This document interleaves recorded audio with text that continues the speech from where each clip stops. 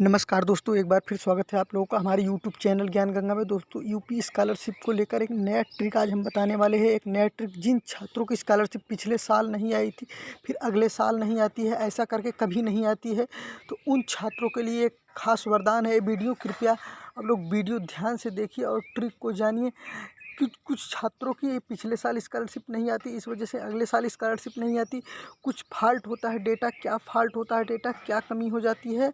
तो अगर आप प्लीज़ चैनल पर नए हो तो प्लीज़ यार चैनल को सब्सक्राइब कर लीजिए, बेल आइकन को प्रेस कर लीजिए, ताकि आपको इस तरह की अपडेट मिलती रहे।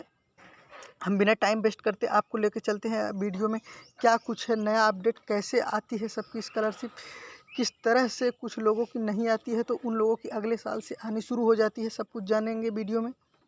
हाँ तो गाइस, आप देख सकते हैं कि ये हमारा एक फार्म है जो सबमिट किया हुआ है। ये इंटर का है, क्लास 11th का है। तो अगर आप 11th में है तो आप में जो है कुछ लास्ट में एक होता है कॉलम गत वर्ष प्राप्त छात्रवृत्ति धनराशि का। तो यह धनराशि अनुरक्षण भत्ता शुल्क, अनुरक्षण भत्ता का मतलब होता है कि आपको क्या छात्रवृत्ति मिली थी, और शुल्क का मतलब कि आपकी शुल्क भरपाई में आपको कितना पैसा मिला था। ये जो है इंटर वालों में होता है, और ग्रेजुएशन वालों में कुछ होता है। ये देखिए यहाँ पर आप देख सकते हैं कि लास्ट में होता है ये, इसको गत वर्ष प्राप्त छात्रवृत्ति। देखिए, गत वर्ष प्राप्त छात्रवृत्ति, तो यहाँ पर लिखा है अनुरक्षण भत्ता और शुल्क। अनुरक्षण भत्ता का मतलब क्या आपको जो है स्कॉलरशिप मिली थी, शुल्क मतलब क्या शुल्क वापसी मिली थी। लेकिन ग्रेजुएशन में एक कॉलम में कहीं कहीं लिखा होता है कि गत वर्ष प्राप्त छात्रवृत्ति और अनुरक्षण भत्ता शुल्क की जगह गत वर्ष प्राप्त शुल्क प्रतिपूर्ति। शुल्क प्रतिपूर्ति होता है फीस वापसी, और अनुरक्षण भत्ता की जगह लिखा रहता है गत वर्ष प्राप्त छात्रवृत्ति। तो ऐसे में क्या होता है कि जो छात्र 4 साल के कोर्स करते हैं, 3 साल के कोर्स करते हैं, उनमें अगर पहले साल उनकी स्कॉलरशिप नहीं आती है तो दूसरे साल प्राप्त जब फॉर्म भरते हैं तो उस समय वो लोग यहाँ पर 0-0 कर देते हैं, क्योंकि उनकी न तो एक बार शुल्क वापसी आई है, न ही उनकी स्कॉलरशिप आई है। ऐसे में वे छात्र करते क्या है कि 0-0 कर देते हैं। जब ये 0-0 कर देते हैं तो क्या होता है, ऑटो सिस्टम होता है कंप्यूटर का, तो वो जब फॉर्म को फिलअप किया जाता है, स्कॉलरशिप जब फर्स्ट टाइम भेजी जाती है तो उसमें क्या होता है, डाटा को मिलान करता है हमारा कंप्यूटर, क्योंकि वो एआई बेस्ड होता है, आर्टिफिशियल इंटेलिजेंस बेस्ड होता है। उसमें होता क्या है कि जिन छात्रों में कोई फॉल्ट ना हो, पहले उनकी स्कॉलरशिप भेज दी जाती है। तो अगर आपकी पिछले साल स्कॉलरशिप नहीं आई है और आप इसका इस साल 0-0 कर दिए, तो डेटा जो है कंप्यूटर का एआई वो समझ लेता है इसमें कुछ फॉल्ट है, तो आपकी स्कॉलरशिप रोक देता है। लेकिन दोस्तों, एक ट्रिक है हम बता रहे हैं, जिसको करने से आपकी फर्स्ट टाइम में ही स्कॉलरशिप आ जाएगी।